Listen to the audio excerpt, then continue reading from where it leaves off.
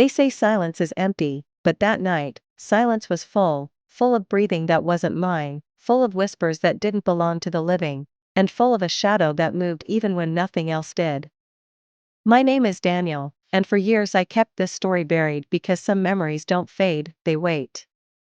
It began when I moved into the old Hawthorne house at the edge of Blackwood Town, a place people avoided not because it looked haunted, but because it felt watched.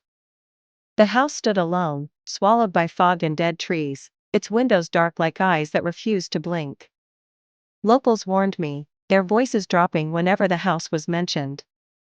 "Something listens there," one old man said. I laughed it off. I needed cheap rent. I needed isolation.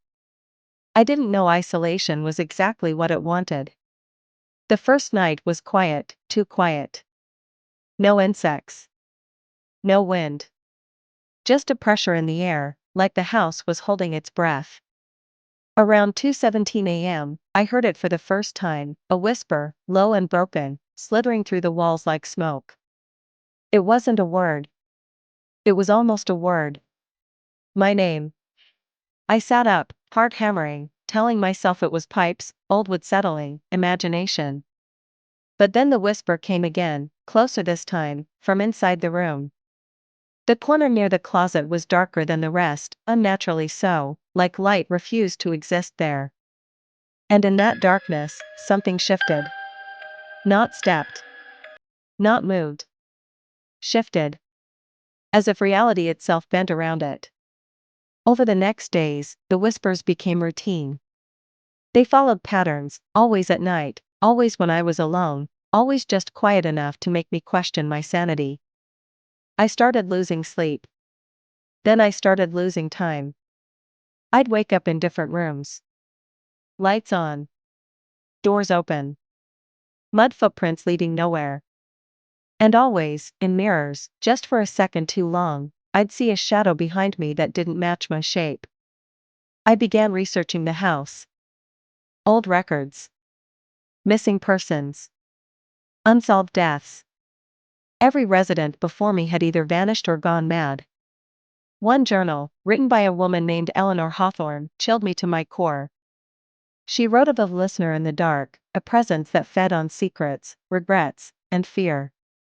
She called it the whispering shadow, a thing that could not be seen fully, only felt, and once it learned your voice, it never stopped speaking.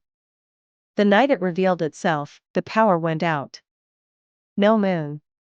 No stars. Just darkness thick enough to choke on.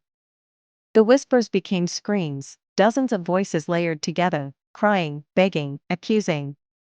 The walls bled shadows, stretching, crawling, forming impossible shapes. And then I saw it clearly for the first time.